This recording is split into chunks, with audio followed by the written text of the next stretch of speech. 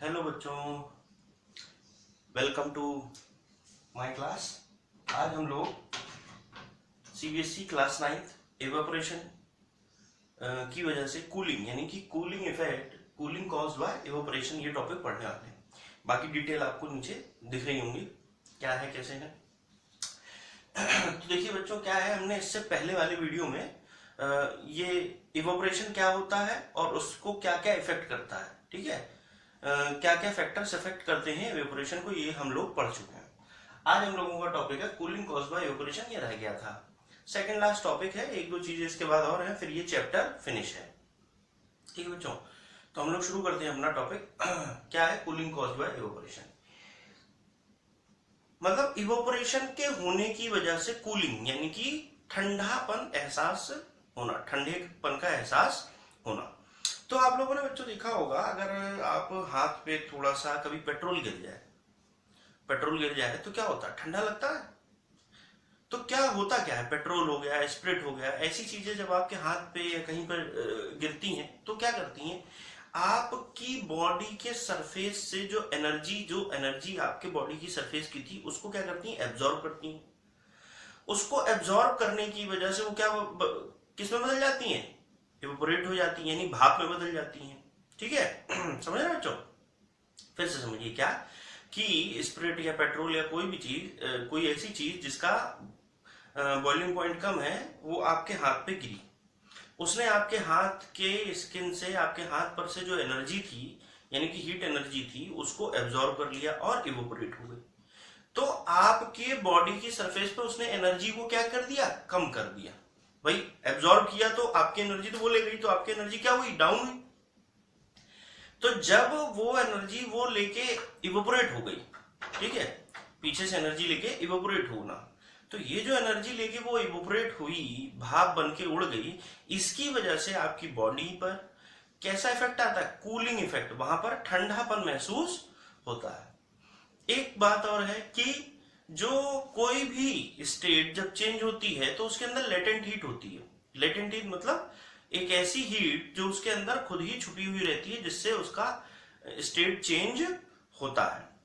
ठीक है, latent heat बोलते हैं उसे, हिंदी में बोलते हैं गुप्त ऊष्मा।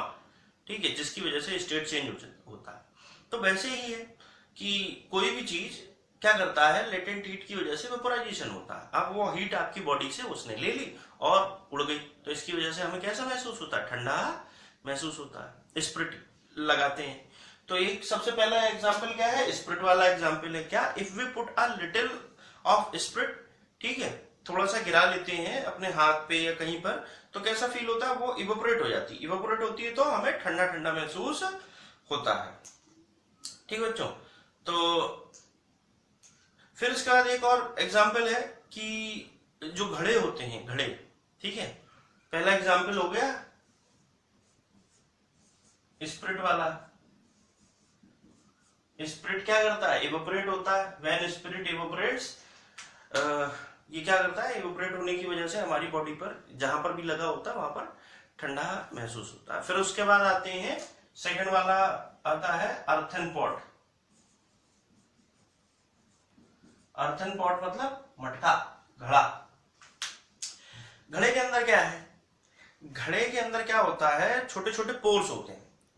उन पोर्स की वजह से जो अंदर पानी है, अंदर का जो पानी है, जो पॉट है, पॉट के अंदर छोटे छोटे पोर्स है, वो क्या करते हैं, उसमें से पानी किस पे आ जाता है, सरफेस पे आता है। समझ रहे? अब जब सरफेस पे पानी आया तो सरफेस पे पानी आने की वजह से इवेपोरेशन होता है। ठीक है, इवेपोरेशन होता है तो जो घड़े के ऊपर जो बाहर का एरिया है उसमें क्या होती है, घड़े के बाहर, बाहर ये घड़ा है, इसके चारों तरफ क्या होगा, जो एरिया है वो हीट है। हीट की वजह से वो क्या कहते हैं, पानी जो उसके ऊपर आया वो उड़ गया, इवेपोरेट हो गया। इसकी वजह से मटका जो है, जो घड़ा है, जो पॉट है, वो क्या हो जाता है, ठंडा हो जाता है, और उसके अंदर का पानी उसकी वजह से ठंडा होना शुरू हो जाता है। समझे बच्चों, ये है मेन कहानी। ठीक है, एक और एग्जांपल है कि गर्मियों के दिनों में गर्मियों के दिनों में पानी का छिड़काव करते हैं हम लोग। गांव में, देहातों में आप लोगों ने देखा तो छत पे लेटते हैं तो पानी का छिड़काव करते हैं। तो होता क्या, पानी छिड़क दिया, ठीक है, स्प्रिंकल किया। स्प्रिंकल करने की वजह से जो पानी है वो उस छत की एनर्जी को एब्जॉर्ब करती है और पानी इवोपरेट होता है, तो वो जो छत है वो क्या हो जाती है, ठंडी हो जाती है। वो सारी एनर्जी तो चली गई, उसकी जो हीट थी वो निकल गई, किसके साथ, पानी के साथ इवोपरेट हो गई, ठीक है, निकल गई। इस वजह से वो छत ठंडी हो जाती है और वहां पर लेटते हैं, बैठते हैं। गांव देहात में आप लोगों ने देखा होगा, बड़ा अच्छा लगता है। छुट्टियां मनाने जाते हैं तो घरों पे, नाना नानी के घरों पे देखा होगा आप लोगों ने, दादा दादी जो भी है, ठीक है बच्चों। फिर अगला आता है स्वेटिंग, यानी गर्मियों के दिनों में हमें पसीना होता है। सेम जैसे अर्थन पॉट का है सिस्टम, वैसे ही हमारा क्या होगा, पसीना आया, ठीक है, बॉडी पे पसीना आया। अब पसीना आया, फिर उसके बाद क्या हुआ, वो गर्मी तो है, इवोपरेट हुआ। इवोपरेट होने की वजह से बॉडी क्या करती है, ठंडा फील करती है। हल्की सी भी कहीं से हवा लगती है तो जब पसीना होता है शरीर में तो ठंडा महसूस होता है, ऐसे ही। इसीलिए गर्मियों के दिनों में क्या कहते हैं, कॉटन के क्लोथ्स पहनने के लिए कहे जाते हैं। कॉटन में क्योंकि पोर्स होते हैं, आप वैसे कपड़े पहनिए, ज्यादा भारी कपड़े पहनिए तो उसमें हवा आर पार नहीं होगी, पर कॉटन के क्लोथ्स में क्या होता है, हवा आर पार हो पाती है और जो हवा लगती है और उसमें से वेपर भी बन जाते हैं, यानी कि पसीने के वेपर्स बन के निकलते रहते हैं। इस तरीके से हमको गर्म सूती कपड़ों में, यानी कि कॉटन के कपड़ों में ठंडा महसूस होता है, ठीक है। फिर आता है कूलर, डेजर्ट कूलर, यानी कि गर्मियों, देखो ड्राई समर्स जो समय चल रहा है, जैसे अप्रैल मई जून, हाँ जून तक मान लीजिए, जून तक के महीनों में, अप्रैल मई जून, इन 3 महीनों में जो डेजर्ट कूलर होते हैं, मतलब घास वाले कूलर होते हैं ना, जिनमें घास लगी होती है, पानी गिरता रहता है, इन वाले कूलर्स में क्या होता है, पानी गिरता रहता है और पानी इवेपोरेट भी होता रहता है, हीट, और फिर उससे पानी, हवा सक करके आती है। तो इन दिनों में डेजर्ट कूलर ज्यादा ठंडा करता है ना, डेजर्ट कूलर ज्यादा ठंडा करता है। अभी कारण बताया, क्योंकि वो घास पे आता है, इवेपोरेट होता है तो घास ठंडी हो जाती, और वो ठंडी हवा के साथ अंदर, घर के अंदर ठंडी हवा आती है। और यही जब बरसात के दिन हो जाते हैं, बरसात के दिनों में क्या होता है, इवेपोरेशन नहीं हो पाता। इवेपोरेशन नहीं हो पाता तो कमरे के अंदर खुद ही इतना ज्यादा पानी के मॉलिक्यूल्स, ह्यूमिडिटी बढ़ जाती है कि चिपचिपा महसूस होने लगता है, तो कूलर उन दिनों काम करना बंद कर देता है। तो इसलिए जो ड्राई डेज होते हैं, यानी कि गर्मियों में जो हॉट और ड्राई डेज होते हैं, तो बहुत अच्छे से ये काम करता है, जो कूलर होता है बहुत अच्छे से काम करता है, ठीक है। अच्छा, आप लोगों ने देखा होगा कि जो चाय या सूप पीते हैं तो उसे डायरेक्ट कप से पीना थोड़ा कठिन होता है, क्योंकि उसमें ज्यादा गर्म लगता है, ठीक है। ये एग्जाम्पल्स हैं किसके, cooling caused evaporation by evaporation, मतलब कि इवोपोरेशन होता है तभी हमको कैसा इफेक्ट आता है, कूलिंग का इफेक्ट आता है। ये सारे के सारे एग्जाम्पल्स हैं जितने मैंने बताया। क्या क्या, एक तो स्प्रिट वगैरह, पेट्रोल वगैरह कहीं हाथ पे गिर जाता तो आप लोगों को बताया, मटके का बताया, कूलर का बताया, शरीर पे पसीना, मतलब स्वेट, पसीना आता है तो उसकी वजह से बताया, ठीक है। कॉटन के क्लोथ्स पहनते हैं गर्मियों के दिनों में, ये बताया। लास्ट एक और बता रहे हैं आप लोगों को, सॉसर, मतलब कि कप और सॉसर, मतलब कप और प्लेट होती, तो कप से आप चाय पियेंगे तो गरम गरम ज्यादा लगती है, तो आप क्या करते हैं, बड़े बूढ़े लोग क्या करते हैं, देखा है कि उसमें पलट लेते हैं, प्लेट में या कटोरी में। तो कटोरी में पलटने की वजह से इवोपोरेशन क्या होता है, जल्दी होने लगता है, तो हीट जो है वो लिबरेट हो जाती है जल्दी, तो हीट जो है वो जल्दी लिबरेट हो जाती है। We are able to sip, लिखा हुआ है कि we are able to sip hot tea faster from saucer than from a cup, ठीक है। क्योंकि ऐसा इसलिए होता है कि उसका सरफेस एरिया ज्यादा हो जाता है, सरफेस एरिया बताया था ना, सरफेस एरिया ज्यादा हो गया तो इवोपोरेशन ज्यादा हो जाएगा, हीट भी ज्यादा निकल जाएगी, तो जल्दी से जो आपकी चाय है वो क्या हो जाएगी, ठंडी हो जाएगी, और आप फटाफट से उसे पी पाओगे। तो ये तो थे सारे के सारे एग्जाम्पल्स, ठीक है। मोस्टली यही एग्जाम्पल्स है, क्वेश्चन में पूछा जाता है कि क्यों होता है, आपके एनसीईआरटी में क्वेश्चंस भी हैं कि क्यों ऐसा होता है कि घड़े में या गर्मियों के दिनों में सूती कपड़ा पहनते हैं, या घड़ा कैसे, यानी कि मटका, अर्थन पॉट, ठीक है, पानी क्यों ठंडा हो जाता है मटके में, या फिर कैसे उसमें ठंडा रहता है, ये सारे क्वेश्चंस एनसीईआरटी में आपके दे रखे हैं, आप लोग एक बार पढ़ें उसे और अच्छे से समझें, ठीक बच्चों। तो यहां तक समझ में आया होगा आप लोगों को अच्छे से। फिर अगला टॉपिक हमारा आता है, अगला टॉपिक है हमारा वाटर वेपर्स इन एयर, ठीक है। पानी की भाप हवा में होती है। कैसे पता चले?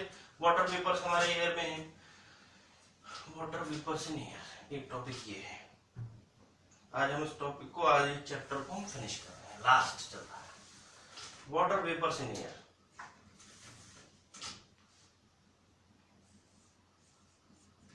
वाटर वेपर्स इन एयर, ठीक है। तो इसका बेस्ट एग्जांपल अभी हमने बताया था ना कि वाटर की वेपर्स आ जाती हैं ज्यादा। तो आप लोगों ने देखा होगा, अगर एक गिलास में, ठीक, इस गिलास में आप आइस क्यूब्स डाल दो, ठीक है, खूब ढेर सारी आइस क्यूब्स इसमें डाल दो। अभी मैं लिख दूंगा क्या है ये, आइस क्यूब्स, ठीक है। इस आइस क्यूब्स में क्या होता है, इधर इधर इधर इधर जब आप डालते हो तो आप लोगों ने देखा होगा ग्लास में थोड़ी देर पे ऊपर यहां पर बूंदे बूंदे बन जाती हैं, ग्लास के बाहर droplets of water. Ice cubes में डालो, ठंडा पानी ही डाल दो, ठीक है, चिल्ड वाटर, ठीक है, तब भी ड्रॉपलेट्स इधर बूंदे बूंदे बन जाती हैं ग्लास के बाहर। तो ग्लास क्या लीक करता है? नहीं, ऐसा नहीं। एक्चुअल क्या है, वाटर वेपर्स, हमने एक चीज पढ़ा था कि टेम्परेचर जब कम होगा तो वेपर्स क्या करेंगी, कंडेंस हो जाएंगी। कंडेंस होकर किस में बदल जाएंगी, पानी की बूंद में बदल जाती है वेपर्स, है ना। तो एयर में वेपर्स होने का सबसे बेस्ट एक्सपेरिमेंट यही है। आप लोगों ने तो तमाम बार देखा होगा, देखो अभी भी आप जिनके यहाँ फ्रिज चालू हो गया हो वो लोग देख सकते हैं कि फ्रिज का पानी आप निकालिए, बर्फ निकालिए और बर्फ को रख दीजिए, ठीक है। थोड़ी देर बाद क्या होगा, कटोरी के बाहर या जो भी जिसमें भी बर्तन में होने उसके बाहर पानी जम जाता है। तो ये पानी कहाँ से आता है? ये पानी आता है हमारे एनवायरमेंट का। हमारे एनवायरमेंट में जो पानी है, जो उसके आसपास का वेपर्स है, वो क्या करती है, टेम्परेचर कम होने की वजह से कंडेंस हो जाती है, कंडेंस होकर उसके चारों तरफ जम जाती है। समझ में आया बच्चों? तो ये है सबसे बड़ा एक्सपेरिमेंट इसका, किसका, वाटर वेपर्स अपने आसपास होती हैं, ये आप लोग समझ सकते हो, ठीक है बच्चों। अब आती कहां से ये वाटर वेपर्स? बरसात की वजह से, और जो कपड़े आप सुखाते हो उनकी वजह से, और जो भी है पोछा वगैरह लगता है, तो ये पानी इवेपोरेट होकर कहाँ जाता है, इसी एयर में ही तो रहता है। तो ये सारा का सारा यहीं पर रहता है, समझे बच्चों। तो ये एक एग्जाम्पल है। और फिर आता है, हम लोग इतनी देर से पढ़ रहे हैं किसकी वजह से, टेम्परेचर, टेम्परेचर घटना बढ़ना। एक चीज हमने और रह गया था, यूनिट ऑफ टेम्परेचर रह गया था। अगला टॉपिक है, ये हटा देना हुआ, अगला टॉपिक है हमारा यूनिट ऑफ टेम्परेचर।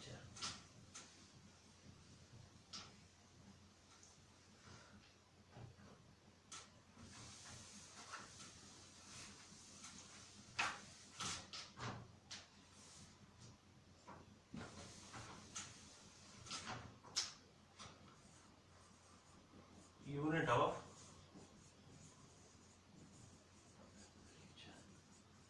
देखो जैसे टेम्परेचर क्या, हीट, हीट को नापने का पैमाने क्या, हमारा टेम्परेचर, टेम्परेचर कहते हैं, क्या कहते हैं, ठीक है। हीट को नापने के लिए, जैसे लंबाई को नापने के लिए आप किसका इस्तेमाल करते हो, किस यूनिट का इस्तेमाल करते हो, सेंटीमीटर, मीटर, किलोमीटर, है ना।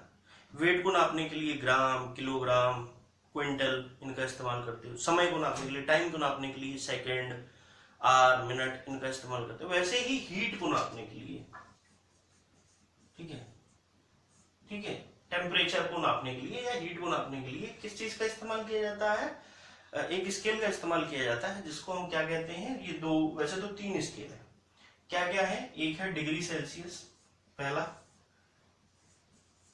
डिग्री, डिग्री डी गलत लिख दिया है मैंने,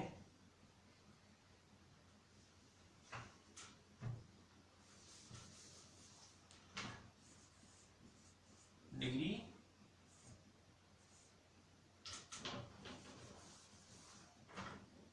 CEL SIUS, कैसे रिप्रेजेंट करते हैं इसको, डिग्री सेल्सियस कैसे रिप्रेजेंट करते हैं। दूसरा आता है डिग्री केल्विन, केल्विन को K से रिप्रेजेंट करते हैं। एक और होता है Fahrenheit,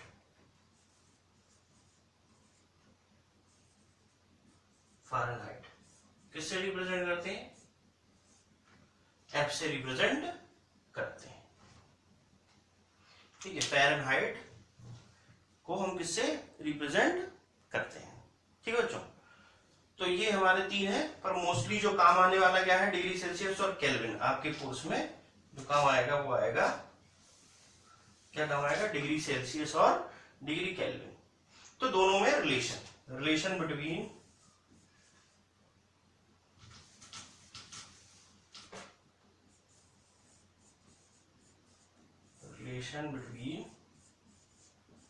kelvin and degree Celsius.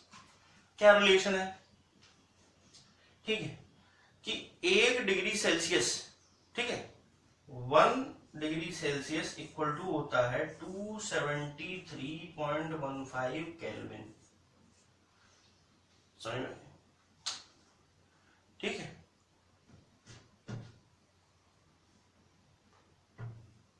Zero zero zero zero, ठीक है, ये होता है। ठीक है,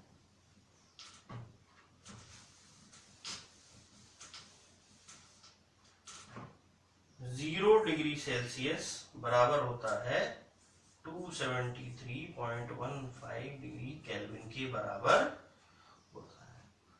अब आपने मान लो यहाँ 1 डिग्री सेल्सियस लिख दिया, तो 1 डिग्री सेल्सियस की क्या वैल्यू हो जाएगी? तो क्या करेंगे? 273.15 प्लस 1, अगर 2 है, आ रहा है कि नहीं आ रहा? देखो,